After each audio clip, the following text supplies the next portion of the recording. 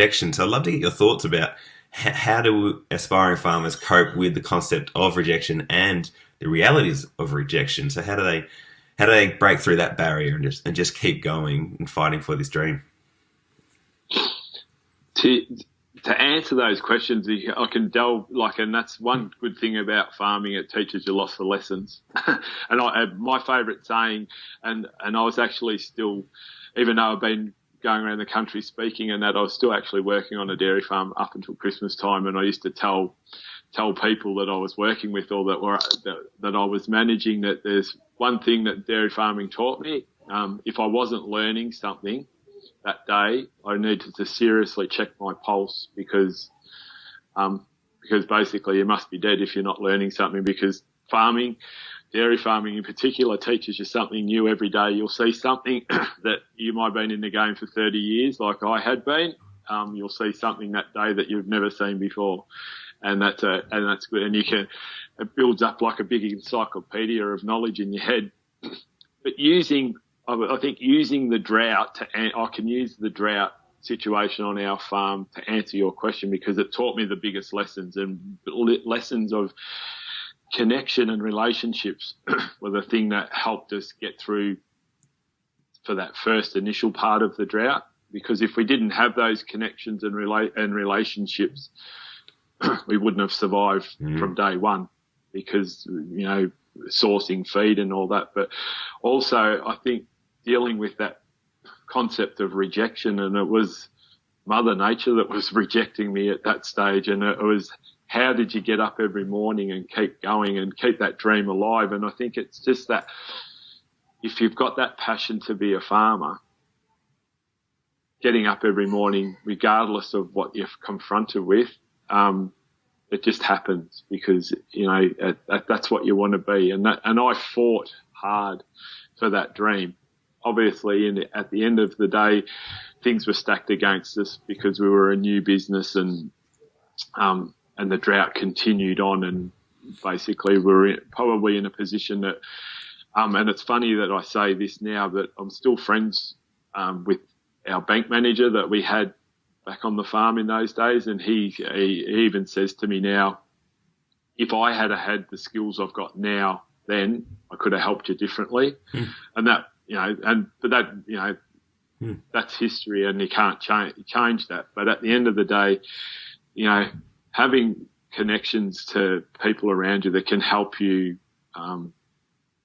continue or source the feed that you need to do, or find the solutions. I talk a lot about community when I speak, and the power of community, and I think that's what you're developing with Cultivating Farms, is that community. And within a community there's shared wisdom, and you can tap into that and that shared wisdom, because everyone's got a different story, everyone's been through different situations, and everyone's dealt with them differently. And if you can tap into that, and I think that's really, from what I've looked at what you're doing, kind of that encapsulates what you're doing. You're tapping into resources and knowledge from all different sectors to help people, achieve a dream of getting into farming. So relationships are really important, and developing them. And I was talking about that rejection. There's rejection in anything, and having stepped out of farming and then stepped back into farming as a manager, and stepped back out and stepped back in, and every industry, once you step away from farming, you think, well, the old saying, grass is greener on the other side of the fence. Well, sometimes it's not, because every industry has its challenges. Every industry has its good and its bad points. And I think, like we were talking before we come on air about, I wouldn't change anything about my farming journey, because it's created who I am today. It's created what my kids are today, whether that's good or bad in some points, but everything's got its good and bad, and I wouldn't change that for anything. I love it. So I think the 2 points I took from that, Warren, are those definitely the relationships. So having that tribe around you, those like-minded people who can see that vision you've got, so that when things, when a retiring farmer says no, and I don't want to back you, you've got someone to be able to call up and talk it through. I think that is so key. And And the other one you touched on there was, and I don't think you said it this way, but it's like, do you really want this dream? And that, I think a lot of this is around, do you really want it? So if you really want something, you'll put up with whatever to get there. And a lot of this is probably shaking out. Hey, I've got this idea of being a farmer, and then you go through the realities of it, and you're like, this actually is going to be hard, and I'll be an entrepreneur, and all the decisions will be on my head, and this is all on me. And some people love that, and some people are just not that person at all, and prefer to work for somebody rather than be the entrepreneur. So that sort of mentality of knowing, yes, this is all I can do, this is all I can think of, this is all when I wake up, that is all I can think of doing. Knowing that, and then having that tribe around you to help you get there, seem to be the two core ideas. Yeah, and I keep harping back. It doesn't matter what industry you're in. That's the same. Like if you want to be your own boss and don't want to work, and for me, starting out, like obviously working on a farm for 7 years and then going out on my own. Well, then for the next 16 or 18 years, I was my own boss. So when when the drought kind of finalised my dream a little bit, I then had to and it's never been the same. Working for someone wasn't the same. So my driver, and hence why I'm now doing what I'm doing, is because I'm in control. And there's nothing wrong with working for someone either.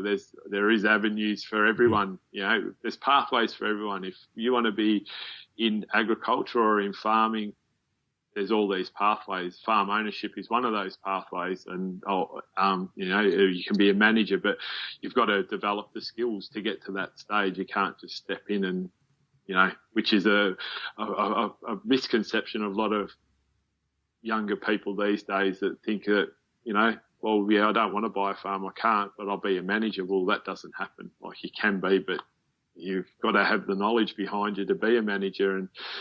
And those concepts change a little bit, have changed a little bit as farming's evolved, because like when I started farming, I always remember sitting down at a leadership leadership management program that I was doing through the Australian Institute of Management, and sitting down with a farmer, and he goes, when we started farming, we had, I think it was 300 acres, we were milking 120 cows, and we had a share farmer.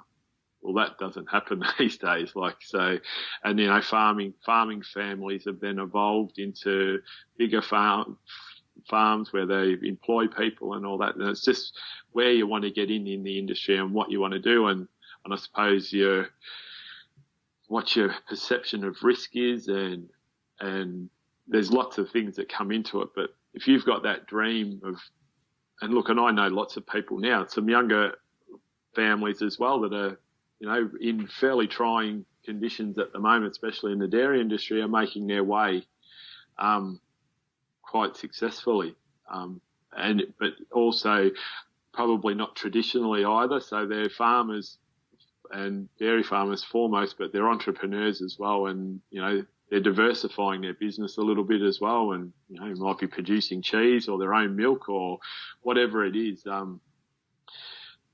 To find that way to keep their dream alive, and that's the important part.